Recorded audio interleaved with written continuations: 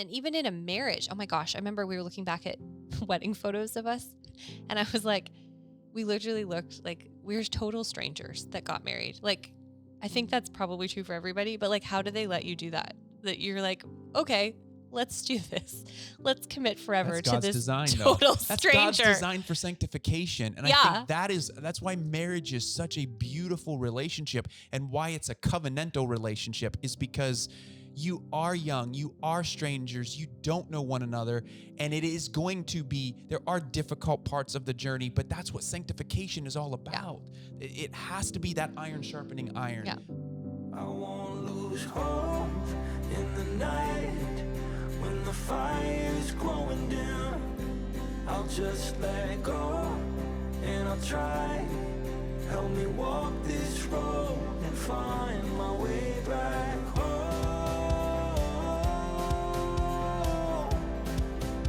Find my way back home.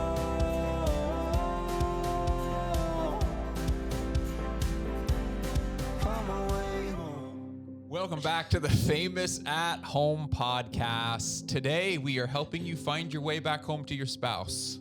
I told him before, we had done a take before, and I was like, you sound like a radio announcer. And that was better, but I could tell you were fighting to not sound like a radio announcer. What I said was, we help you find your way back home to your spouse, as if you're going home to someone else. We don't want you to do that. I hope you're not, yeah. We want you to find your way back home to your spouse, not somebody else's. That would be bad. That's what we're talking about today. Finding your way home to your spouse. What does that mean? What does that look like? Last few weeks, we've been talking about finding your way home first to the Father, and then back to your true self, and then back. Love it. Today, back to your spouse. Marriage is what keeps us together. No, it's what brings us together today. We are talking about marriage. And before we jump into that actual conversation, we have a lot of fun stuff coming up. Tender and Fierce now has official dates for Cohort 1 and 2 and 3 for 2025. So there's 3 cohorts coming up in 2025. I'm so excited. First cohort will start January the 8th. Sign up on the interest list. It's in the show notes. We have the dates. They'll be up on the website here shortly, and the signups will also be up on the website shortly as well. And so we want to make sure that you are ready for that. So, I mean, by the time this episode releases, it may even be up. But go to the website, go to the show notes, whatever's in the show notes, that's where it'll be. If you're interested in Tender and Fierce, we will be emailing everybody out who's on that interest list. We'll be letting you know of the dates and the signups. You'll want to get in on that first cohort unless the second dates work for you. First cohort, they go Wednesday nights, Wednesday evenings, Central Standard Time, 7 p.m. Central Standard Time, starting January the 8th, that first cohort, and then that'll run as well, of course, through January and February. What else is happening? Cohort 2 is April and May. Yeah. And then Cohort 3 will be in September and October. So, but sorry, I should leave more for that. I'm very excited. So this week, we're recording this ahead of time, obviously, but this weekend is our first Tender and Fierce retreat. So you won't hear this for a few weeks. So I'd ask you to pray, except that actually, I will ask you to pray, because literally there's no time or space in the Lord. And oh my gosh, can I say this research study that they did? Who did? They. I don't know. Who is they? I will Google it. I don't know. I'll ask a friend, because a friend of ours told us this. But they did this research study. Okay, correct me if I'm wrong on the details.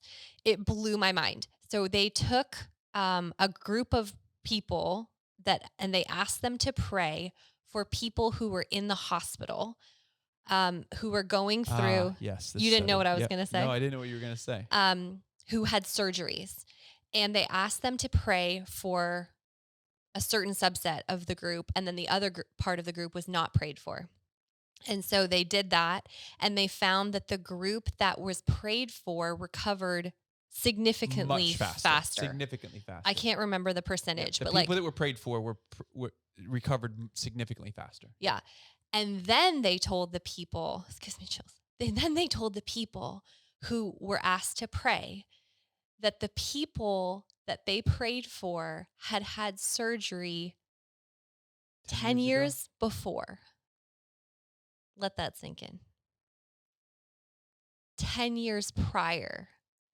And yet their prayers 10 years later still affected the outcome and how well they recovered from surgery. So I say that, would love your prayers over the retreat because there is no time and space in God. And women are your retreat coming is this from, week. Yep. yeah, it's this weekend in real time as I'm Yep. saying this. And then this episode releases And- right after that. Oh, is it right after? Okay. Yep. But So next week. there's women coming from Canada and all across the US and like in real person. And these are women who've gone through one of the first cohorts of Tender and Fierce. And now we actually get to be in person. And I literally could weep because I have so much emotion over this. They're going to be here for 3 days. And I don't know what God's going to do, but maybe next time I can tell you because it'll be like a live update of what happened. But I am so expectant. So if that is something you're interested to in, I know the value of being in real person, like hugging you and being with you. And I'm just so excited. Like the flowers and the food and like all of it we've done to make you feel the love of God. And I pray that everyone does. But if that is interesting to you and you would love to be a part of that, and if in the future, sign up for one of the rounds of Tender and Fierce. And then I'd love to have you come in person next year for a retreat and we get to do this again. Absolutely. The so there'll be like an early registration. We will put that in the show notes and have it all ready for you for that first cohort. Hold on. And two, if people don't know what Tender and Fierce is, I'm throwing this out like they know what it is. Where's a grid spot they can actually go to learn about it? Famousathome.com/tender and fierce. We'll put it in the show notes today. Glad that you know that. Yeah. So you can go to the website, take a look at it. We also had some previous podcast episodes where Christi's talking about it and sharing about it. I can also link to those in the show notes as well for you to get an understanding of what Tender and Fierce is all about. To be quite honest, we are at a point, and I'll also say this too, the field experience is launching also. That's what I was going to ask you about. Yeah. This is the coaching cohort for men. This will launch in January as well. We will also have registrations coming up for that.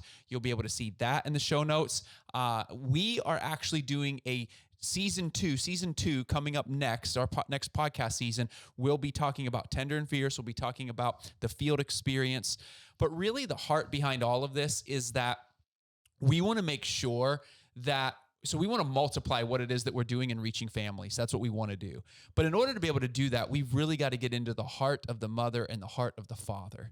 And this is our way to be able to awaken our hearts, to be able to give permission to lead in the way that God's having you lead your families, but also to be able to set you free and live on purpose so that your kids and they're experiencing that environment.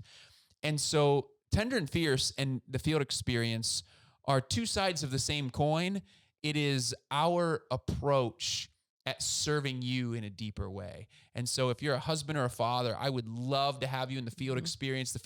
Listen, there are multiple fields that we get to tend to in our lives. And a lot of times, if you own a field, you are nurturing, cultivating, seeding, harvesting from that field over and over and over and over again.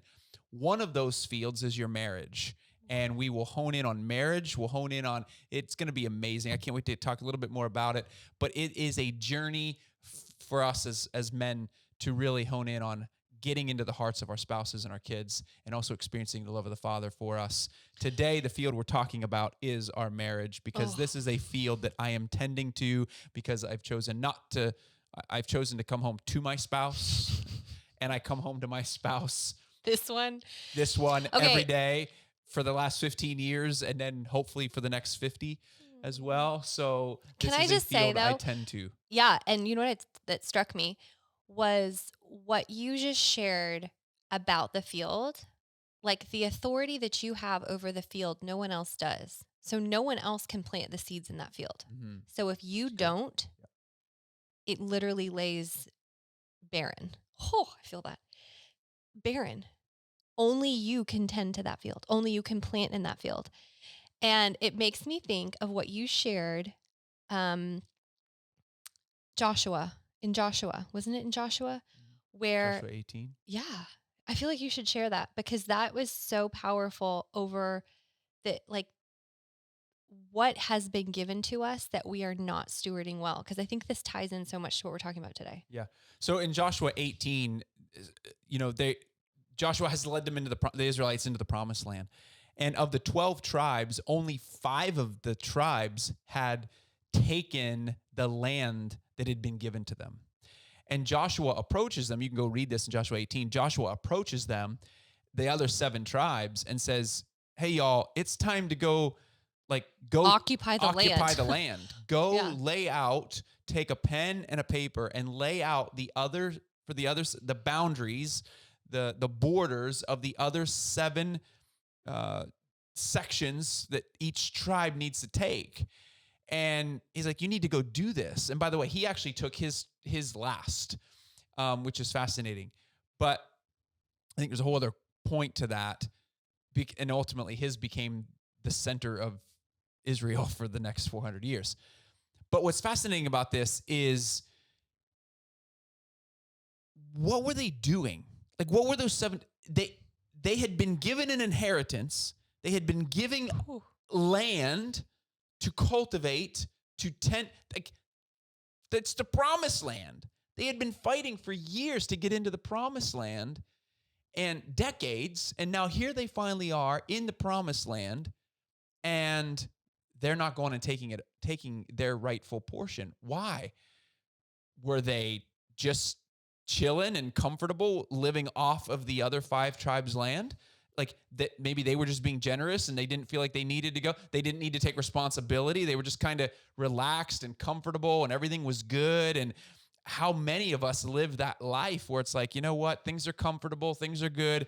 And God wants to give you fields to cultivate, multiple fields in your life. He wants to give you, and in many cases, he already has given it in the heavenlies. Everything about your life has already been written, already been spoken for. The question is are we taking that ground? Are we walking in our authority that he's given us? And are we going out and getting that inheritance and writing it down? I mean, Joshua literally tells them to write everything down, mark it out. Like, let's go write it down. Let's go mark it out, and let's go take that territory, and then let's cultivate that land. Let's lead on that land. Let's do it really, really well. And that's what this is all about. And so I just want to encourage each of us. I mean, our marriage is part of that inheritance that we have been given. It is a gift from God that we get to cultivate, that I have to take responsibility for as a husband, to make sure that my wife's heart is pure and blameless before the Lord when she dies and gets to heaven. That is my responsibility as a husband. That is not a light responsibility. That is a big responsibility that I need to therefore cultivate her heart, fight for her heart, and make sure that I'm doing a good job of entering into her world, but also leading her well, leading in grace, following in truth. And so the way that we talk about this in terms of, and this is why it's so critical that we talked the last 2 weeks about first finding your way back home to the Father, because we have to experience his love. I cannot love her. 1 John 4. We love because he first loved us. My ability to truly love Christi and enter into her world is a reflection of how well I've received love from the Father. And then I've got to be able to find my way back home to my true self, where I'm not getting defensive. You know, we talked about last week, every external conflict is a result of internal conflict. If I'm arguing with her, or she comes to me with a criticism and I get defensive, that's my issue. There's something going on within me that's making me get defensive. And her criticism may or may not be warranted, but her criticism could very well be a part of an internal conflict going on within her. Mm-hmm. But I've got to fight for that and help her see what that is. And I can't help her see what that is if I'm warring within myself as well. That's why it starts with the Father. It gets to our true self. And now today we land. And so if you haven't listened, you're listening to this one and you're like, man, I want to find my way back home to my spouse and my marriage is stuck and I want to listen to this. You got to go listen to the previous 2 weeks in order to really lay the foundation for now what does it look like? Because I can't help Christi get to a place where I'm walking with her and leading her spiritually where her heart is blamed, because leading her spiritually is not going to be easy, because that means there's times I do have to speak truth to her. Mhm. And the word says to speak truth in love. Well, speaking truth with as much love as I can also means I'm probably going to get some arrows shot back at me when I'm saying, whatever it is I'm trying Yeah. to whatever, rough edges I'm trying to massage in my wife's life.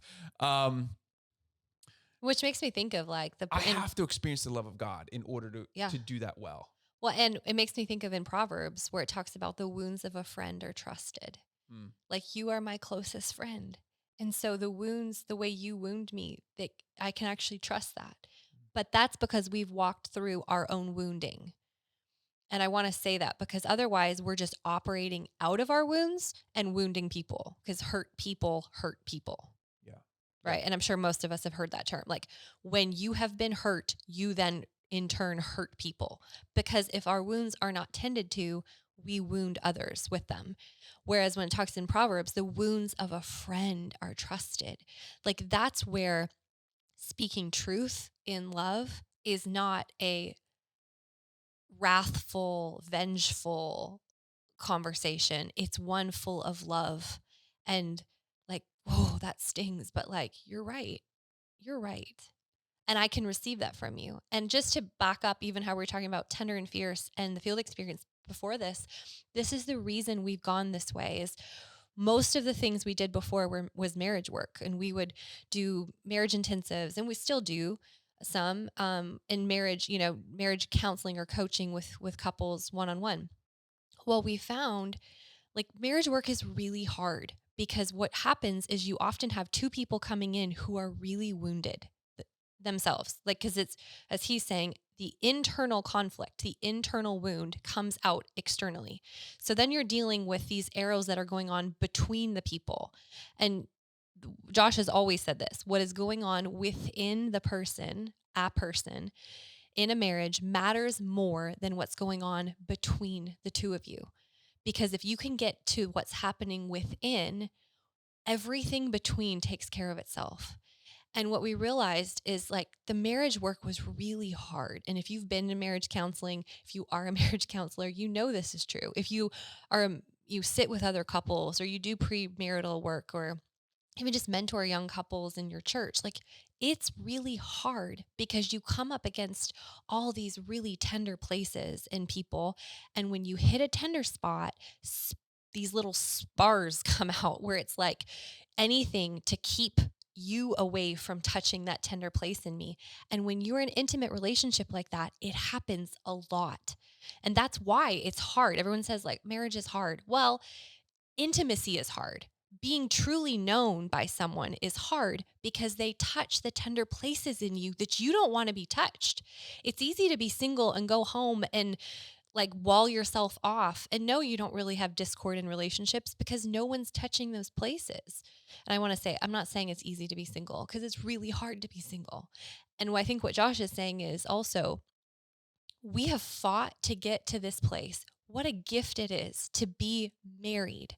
What a gift it is to be given the gift of getting to live life alongside another person to protect their heart and their soul. And yet we often squander it, like the field he's talking about. We've been given this inheritance. We've been given this responsibility and we squander it away because it gets hard. And it's like, ugh, like I don't want to. So we actually don't invest in the field that we've been given and we go off looking for a new field. And I don't mean that we're all going off looking for another spouse. We pour it into our work. We pour it into our kids. We pour it into whatever platform or position we've been given in the world because maybe that will make me feel better because this person here just keeps hitting those tender places in me. And so all that to say, that's where the field experience and Tender and Fierce began, was realizing we actually were so much more effective when I got to work with the wife one-on-one first, and Josh got to work with the husband one-on-one first. And we dealt with all these wounding places, and they got back to the Lord, and they heard from him, and they received identity, and they healed in so many of these places. And then you bring them together in the marriage piece, and it's like 90% of the work is done. It shifts things. And I think the question you have to ask yourself too, especially when it comes to the marriage side and finding your way back home to your spouse, is you and your spouse come into a place of going, what am I actually fighting for? Yeah. what am I fighting for? Am I fighting for my dignity? Am I fighting for my right to be heard? Am I fighting for, and if it's about me, then I need to find a place where, and it could very well be that you yourself haven't felt heard by your spouse. It could very well be that you have been ignored. It could very well be. And so therefore now you have to come to a place of meeting with your spouse and going, are we fighting for each other? Or are we fighting Mm. for ourselves? And are we a team here? Because that's really the goal. If you're not thinking of yourself as a team and you're not thinking of yourself as together, you're going to continue to fight for yourself, and you're going to continue to, and the only way that you come together is by healing those ways of the ways that you're fighting for yourself. And it really takes two people to come together, because you're fighting for the other person's heart. And you were But going if to you, say well, something, I but just like what you keep saying is exactly what I was thinking was that's self-protection, like self-protection. And it makes sense. If you don't feel protected by your spouse, you will go into self-protection in order to feel safe. And that state, it just never ends well. And yet it's the thing that our body defaults to try and protect us. So I say that to make it feel like you're not crazy. Like what you're doing to protect yourself makes sense. But what we need to then do is come in and do it. It's like an exchange, and a true exchange of self protection, first of all, for his protection.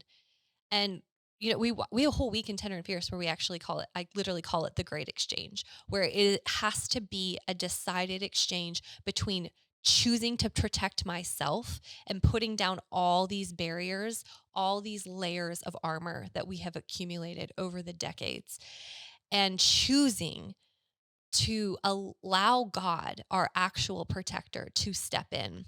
And then how do we do that in a right. relationship? And I want to say this too. I'm assuming we're talking to people who are generally healthy. If it's an abusive situation, things like that, what we're talking about is that's a completely different Yeah. dynamic. So we're not addressing that. We're talking about two people who are truly, genuinely wanting to fight for their marriage, but don't know how. Yeah, I was just gonna say that's when the Lord steps in. Like he is our Yep. protector, right? But when you, and here's the issue, when you just said two people, there's a lot of people listening. It's one person who wants it. And it's probably it is the person listening right now.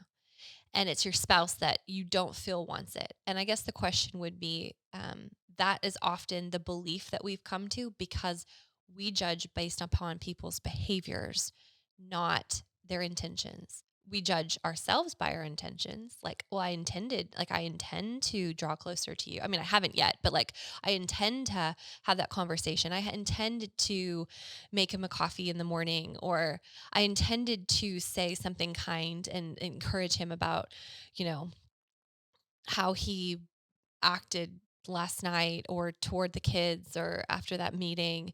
I mean, I meant to, but I didn't. But the trouble is we see ourselves with that grace, but we don't see our spouse with that grace. We see our spouse with this critical lens of, but you didn't, and there you messed up. And our expectations that we've put on them are so high based upon the wounding, based upon the lack that we've experienced. And I think that's what gets really tricky is in marriage, are we co-laborers beside one another? Are we meant to be like yoked together so that we actually carry the burden of one another, that we operate as a more powerful team than when we're alone? Yeah. And yet at the same time, what can happen is that I start to siphon off of him the things that I'm not getting from the Father. So if I'm not going to the Lord, I start depending on Josh to provide for me things that he, in a human capacity, can never provide for me. I cannot expect him to meet that wounded place in me.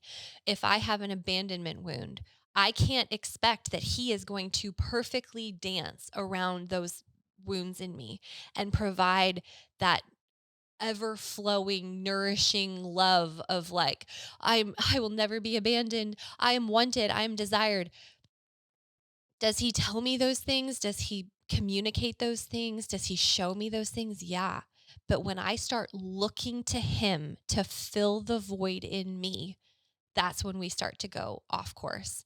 And this is where I think the divide starts to happen, because I'm expecting things, supernatural things, from a natural human. And I need to expect natural things from a natural human, and then also praying supernatural things into a supernatural union. But if it's like, you imagine the umbilical cord, right, between you and your mom in utero, where it's this dependency upon, it's this expectation of every bit of nourishment I need. But once that's severed, we still, I think, go through life looking for someone to fill that. Like, fill me, nourish me, see me. And mistakenly, we often put that expectation on our spouse, that they are the source of that love and Which in comfort. that case then put when that comes out in that way. So as Christy said, it's self-protection or the other way. And this is why last week's episode is so important, is Mhm. your true self and experiencing the love of the Father, is because when we don't have our identity in the Father, we will either self-promote or we will self-protect. Yeah. And you'll do that in your marriage in such a way where you'll cower and you'll come in and you'll self-protect and you'll withdraw, and then you'll start to resent your spouse because you're judging your spouse based on their behaviors rather than their intentions, like we do ourselves. Or we self-promote and we just nag and we shame and why don't you do this? Why don't you do that? I just need help here. I just need help there. This is it, right? And now all of a sudden we are powering that on. And when Which is still self-protection. it's self-protection. It is. But Yeah. what you're doing though is you're just building that wall even thicker and thicker and deeper, and it's just pushing the other person to a place where now you're resenting them even more because Yeah. you're judging them on their behaviors, but their behaviors are now they're protecting themselves. And we have done this in our marriage over and over and over again. And the only way, well, it's not the only way, but one of the ways, first of all, I'm just trying to make this as practical as I can.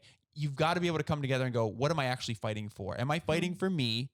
And if you are, there's a season where, you know what, you might have to be fighting for you, right? It's like, we talked last week about we got to show up with, oh, there you are, versus, hey, here I am, here I am. And if you, as Christy's saying, this exchange, you may need to talk to a therapist, you may need to talk to a pastor, you may need to talk to a coach, you may need to talk to somebody biblically based, like good, healthy, emotionally healthy is what I should say, friend who is safe with you. And what you're doing is you're going, I need someone to show up with here I am in order for me to then go in and go, oh, there you are. Mhm. Because I haven't had that. My love bucket is not full enough. And then secondly, once you're ready to go and go, you know what? I want to fight for us. This isn't about me. We're going to use team language. Research shows that an us against the world attitude is what increases high marital satisfaction. So it's like, instead of using I language, we're using we, us, our language. And I do this often with Christy. It's like, what are we doing? How are we getting this? Our, us, like language, because we're a team. It's not about me. It's not about her. We're not pitting ourselves against each other. We are fighting. It's us against the world. The second component, But it wasn't in the beginning. no. I'm just saying. Yeah. I'm saying practically, that's the way we got to. Totally. That's what you got to fight for. And that was the shift, though. That was a huge shift for us, because in the beginning, you start any relationship, you are in self-protection because you don't know how much you can trust them. And even in a marriage, oh my gosh, I remember we were looking back at wedding photos of us, and I was like, we literally looked like we were total strangers that got married. Like, I think that's probably true for everybody, but like, how do they let you do that? That you're like, okay, let's do this. Let's commit forever That's to God's this design, though. total That's stranger. God's design for sanctification. And I think that's why marriage is such a beautiful relationship, and why it's a covenantal relationship is because you are young, you are strangers, you don't know one another, and it is going to be, there are difficult parts of the journey, but that's what sanctification is all about. It has to be that iron sharpening iron. Yeah. But I think that's why it's the best relationship in the whole world. Yeah. And the thing that I want to say, so first of all, you want to get together as a team. Like, you want to fight for each other's, you got to understand, like, what is my first goal? Secondly, and I think this is really important to talk about, is, and I actually have couples when I do marriage intensives, is I have them pull out a picture of their spouse when they were Mhm. a child. And the reason I do this is because when I look at Christy, when she's being a brat, when she is criticizing me, when she's throwing temper tantrums and she's doing all of her things, rather Do than I do that? Do maybe, um, instead of resenting the adult, What do you and think of? I can think of the sweet little girl. Do you remember the picture? I know it's a video of It your dad wants to make having me you in the cry. bathtub when you were a little girl and you Yeah. were singing um, the apple seed, right? Uh-huh. Yeah. They played it at our wedding. My mom made this video slideshow. Makes me cry. And it makes me think of it all the time because Yeah. I'm thinking now what I have to do is I'm fighting for that little girl in there because if she's criticizing me or she's or she's just let's just say just like she's overwhelmed. And let's just say that we have company coming and the house might not fully be in order. And therefore she feels like And there's like the a retreat house coming needs up to be in order and a fundraiser coming up, hypothetically. speaking, in the that next she week. comes in just hot and heavy of like with a vacuum and all these things and This is real life. and I'm just going, As it what gets. just happened? I think immediately not of whereas this didn't used to be in the past. In the past, I would think, what haven't I done? What does she think that I haven't done? Where am I not pulling my weight? Where does she think I'm not pulling my weight? And then I would get defensive and I'd be like, what are you doing? And now I can go, oh, wait a second. There's a little girl within here who doesn't feel supported, who feels overwhelmed, who feels tired. How can I support her? And how can I fight for her? And it shifts how we therefore work as a team together. And it's just a beautiful way to really figure out how can I, out of the love of the Father that I has for me. So now all my internal stuff is I'm fighting through that and just making sure that I'm feeling loved. Now I can extend that love to the little girl in her that is overwhelmed and feeling hard, having a hard time. It makes me cry. And it's the same for him. I remember going through a season where it's just this little picture. I think Josh was 6 years old, and it changed everything when I realized, like, the man I see who's like confident and strong, and like I depended on him for so much. Like I would lean on him because I think of him in that way. Like that's what I see. And then there was a time where like he wasn't that, where there was fear and he lost his dad. And I realized like, oh, it makes me cry. Like it wasn't like 30 something year old Josh that lost his dad. It was the little boy who lost his dad. Gosh, and it was seeing him.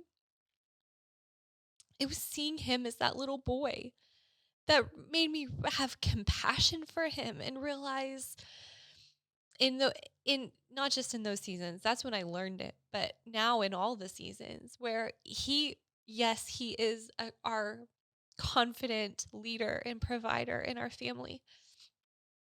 And underneath it all, there's still a little boy. And just as I would protect my own sons, I have 2 sons. One's 12 and one's 4. And just as I would protect them, I have to protect him. That's my job. And I don't protect him when I come down on him and I criticize or I use my words, or even just in action where you're just dismissive. And I can't get away with that with my sons. And so what makes me think that I can get away with that with him? Like he deserves actually more honor than that. But I think as women, it's so much easier to default to loving, nurturing, protecting our children because that feels natural or something. And then we forget that our spouse is just that, just a older version on the outside. And so that perspective has shifted, not just things for us. That's done incredible work in a lot of couples where you start to realize we've just seen one another wrongly. And this is the way to see one another rightly. Yeah. So we hope that you, even as you think about this, finding your way back home to your spouse, again, we can get into, we've talked about marriage a lot. There's a series that we did this past summer on marriage. You could go back and revisit that. this is just getting to the core of, what does it look like to find your way back home to your spouse? And we just genuinely believe, Proverbs 4 says to guard your heart. It is the wellspring of life. I genuinely believe that when we get married, we become one flesh, and therefore we have one marital heart that we need to guard. And my ability to guard that marital heart hinges on whether or not I can fight for what's going on within Christi's heart, and that I see us as one heart, one team, two individuals, one team. And so we're not one individual. We're not trying to become each other and become the same person. No, we're two different people, two different strengths, two different abilities, two different callings, but yet with one flesh. And therefore we are one team, one family team, and the ability to fight for each other is so critical. And I know that for so many of you, I looked at last week, I went through the men's interest list for field experience, and I asked the question, what is one thing that you need? And the word I keep seeing is community. And I just want to encourage you that that's what the field experience is all about. It's what Tender and Fierce is all about, is bringing communities of women and communities of men together to be able to give each other permission and have these words with each other to be able to encourage one another and fight for each other in how we're pursuing our spouse's hearts. And so that's what it's all about. And so if you signed up on the interest list there, you will be seeing emails coming very soon with the registration forms, because we're launching the first cohorts in January. So excited. Until next week, we pray that your heart, your marriage is awakened, and that your family sees revival. May you find your way home.